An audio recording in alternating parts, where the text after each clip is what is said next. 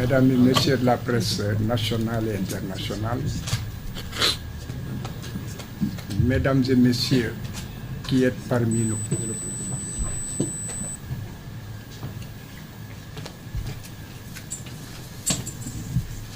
ce point de presse qui annonce le recours en demande de révision de M. Ousmane Sonko est porteur d'une bonne nouvelle et d'une espérance pour le peuple sénégalais, pour la diaspora sénégalaise, pour l'Afrique et pour le monde entier. Pour tous ceux qui ont tremblé pour ce minuscule pays de 196 722 km² seulement. Ce pays qui a failli basculer pour longtemps encore dans la tyrannie de ceux qui tenaient le pouvoir, les compradors supports de l'impérialisme occidental. Ce point de presse est aussi une bonne nouvelle pour ceux qui ont soutenu cet homme qui a été violenté, martyrisé, embastillé en violation de tous ses droits fondamentaux, Ousmane Sonko. Parce que ce dernier, qui a une dimension internationale, était seulement porteur d'une vision audacieuse pour l'Afrique et pour tous les peuples encore politiquement et économiquement asservis par des colonialistes surannés. Ousmane était l'homme qui a osé et qui a réussi. Ce point de presse est enfin un rappel que la lutte continue pour le peuple sénégalais et qu'il n'y aura pas de quartier pour des ennemis d'hier, connus ou encagoulés, intérieurs comme extérieurs. C'est une croisade du citoyen Ousmane Sonko, toujours contre le mensonge et pour la vérité, pour que jaillisse enfin la lumière sur l'une des plus grandes conspirations de l'histoire du Sénégal, pour confisquer la démocratie et la culture démocratique, pour confisquer les libertés, piller les ressources tranquillement et vassaliser des juges.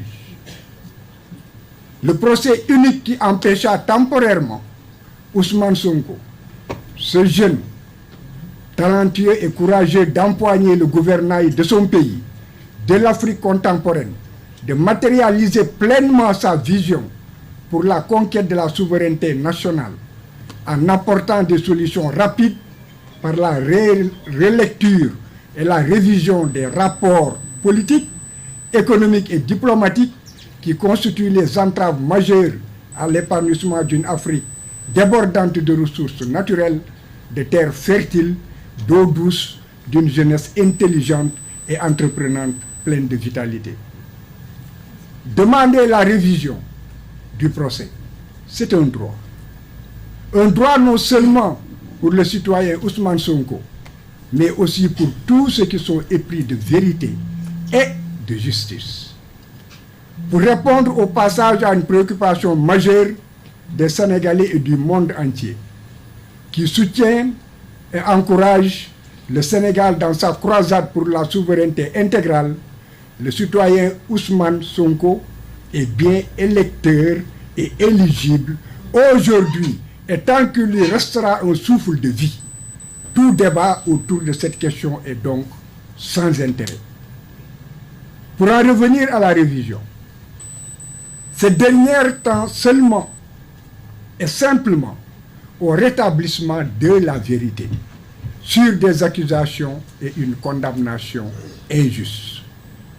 Figurez-vous que pour une affaire privée, la diffamation et l'injure, et pour un mensonge d'État, le faux requis de sa propre initiative par un procureur de la République, rien que pour obtenir une lourde peine, mais qui a été balayé par tous les juges, le droit a été bafoué.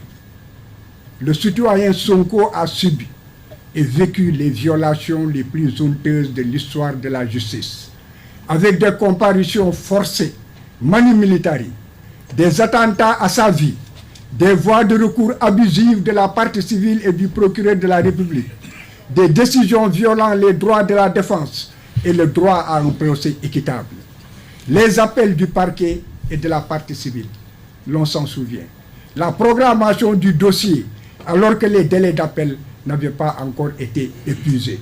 L'on s'en souvient encore comme si c'était il y a quelques secondes. Le pire et le plus incroyable, c'est que le monde a souffert dans son âme. C'est le refus de la Cour suprême d'examiner le recours en inconstitutionnalité des lois qui ont condamné Ousmane Sonko au mépris d'une bonne administration de la justice et au mépris de l'intérêt général. Nous n'oublierons pas aussi le Conseil constitutionnel qui s'était fébrilement débrouillé pour se faire remettre la décision de la Cour suprême qui n'était pas encore définitive, rien que pour invalider la candidature d'un citoyen. La commande politique devait être honteusement exécutée par tous, chacun à son poste. Elle fut exécutée froidement. Malgré que le jeune policier Adramé Sarr de la DIC, pour la traque de la vérité, a eu à demander si effectivement ce rapport existait ou n'existait pas. Il s'était heurté aussi à un mensonge d'État organisé. Ce procès procède de la volonté du législateur. C'est ce qu'il faut retenir. Une volonté de corriger des erreurs judiciaires pour rétablir une vérité historique ignorée par des juges, pour obtenir aussi l'annulation d'une déclaration de culpabilité et une condamnation, pour obtenir la réhabilitation des victimes injustement éprouvées dans leur dignité, pour réparer les préjudices économiques, financiers, moraux et politiques subis du fait d'une condamnation. Cette voie de recours, qu'on dit extraordinaire, est aussi une voie de recours exceptionnelle qui efface la condamnation. Elle est ouverte, figurez-vous, même pour des personnes décédées. Que tout le monde le sache. C'est un droit. La révision du procès, qu'on comprenne que c'est le seul moyen offert à une victime d'une erreur judiciaire pour remettre en cause l'autorité de la chose jugée, pour l'annulation de la condamnation devenue définitive, parce qu'il n'y a plus de recours possible en droit. Le monde entier était convaincu de ce que le procès d'Ousmane Sonko contre le ministère public et Mame Mbaye Niang procédait à la fois d'un complot politique national, d'une association de malfaiteurs organisés dans l'État et à l'étranger, avec des complicités à l'échelle d'autres États. Ce procès a fait mal, très mal. Mais lorsque la justice qui devait servir la vérité a plutôt servi le mensonge, la justice fléchit, mais continuera à indexer le mensonge. Et elle n'aura de paix que lorsque la justice retrouvera ses qualités attribuées, à savoir, premièrement, l'autorité que la loi lui confère. Deuxièmement, la dignité que l'on attend du juge. Le procès en révision de Ousmane Sonko contre Mame Mbaye Niang et le ministère public sera inédit. Si la commission de révision donne un avis favorable, parce que les décisions rendues ne procédaient pas d'une erreur, d'une simple erreur judiciaire, mais d'une conspiration politico-judiciaire qui a terni l'image de la justice sénégalaise et nuit à tout un peuple. Mame Mbaye Niang n'était qu'une tête de Turc, utilisée à des fins politiques. Il a agi et persévéré dans le mensonge sans éthique ni pitié. Il a fini par fuir son pays pour ne pas affronter la vérité qu'il a méprisée et qui aujourd'hui le rattrape. La dignité commande qu'il se présente, affronte ses propres mensonges. Comme le ministère public qui se présentera pour être confronté à une vérité toute simple qu'il avait éclipsée au détriment de la justice et contre l'honneur de la justice. Ne l'oublions jamais, l'immortalité réside dans la vérité, alors que l'éphémère est le dessein du mensonge. Ce point de presse est donc, comme nous l'avons dit, une information portée sur un procès qui sera inédit au Sénégal, mais dicté simplement par le besoin de rétablir la vérité et la dignité d'un homme. Je vous remercie. Très bien.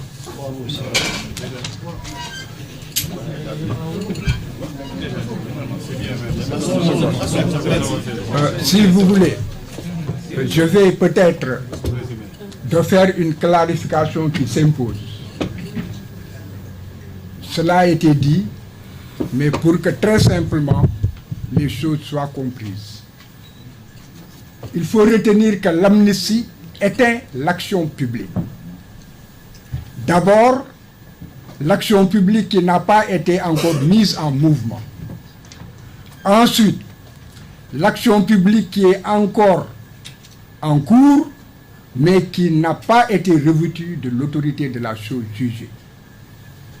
L'amnistie efface la peine, mais pas toute la condamnation, lorsqu'une décision définitive, revêtue ou non de l'autorité de la chose jugée, a été rendue. La révision, quant à elle, annule le jugement ou les arrêts de condamnation, de reconnaissance de culpabilité et de condamnation pénale et civile. L'amnistie efface donc la peine, mais pas la condamnation civile. La révision efface la peine, mais aussi les condamnations civiles. Elle ouvre encore le droit pour les personnes innocentées de retourner le bâton et de demander réparation du préjudice subi.